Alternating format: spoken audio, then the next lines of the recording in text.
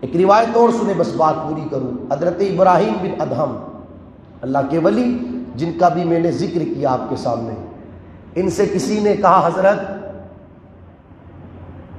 گناہ کرنے کی عادت پڑ گئی ہے، گناہ چھوٹتا ہی نہیں، کیا کروں؟ حضرت نے ارشاد فرمایا ٹھیک ہے، اگر گناہ نہیں چھوٹتا، آئندہ جب کبھی گناہ کرے تو اللہ کی دی ہوئی روزی کھا کر کے گناہ مت کرنا۔ اس نے کہا ایسا بھی کبھی ہو سکتا ہے، روزی اللہ کی نہیں کھاؤں گا تو پھر کس کی کھاؤں گا؟ روزی دینے والی تو ذات اللہ ہی کی ہے۔ کہا تجھے شرم نہیں آتی، تو اس کی دی ہوئی روزی بھی کھاتا ہے اور اس کی نافرمانی بھی کرتا ہے؟ کہ یہ تو نہیں ہوتا، کوئی دوسرا راستہ بتاؤ۔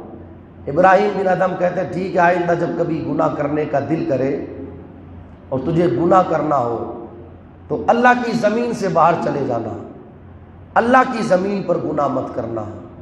اس نے کہا ایسا بھی کبھی ہو سکتا ہے، جہاں جاؤں گا زمین اللہ کی ہے، آسمان اللہ کا ہے۔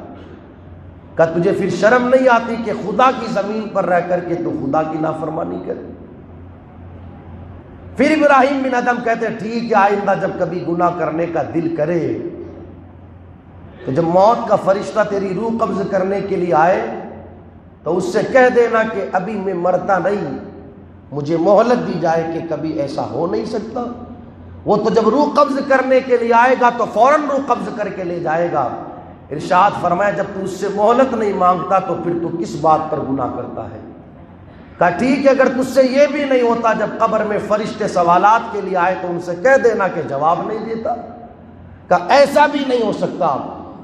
حضرت ابراہیم بن ادہم کہتے ہیں جب تجھ سے خدا کی دی ہوئی روزی نہیں چھوٹتی، اس کی زمین سے تو باہر نہیں جا سکتا، موت کے فرشتے سے تو مہلت نہیں لے سکتا، سوالات کرنے والے فرشتوں کو انکار نہیں کر سکتا، تو پھر کس بات پر تو گناہ کرتا ہے؟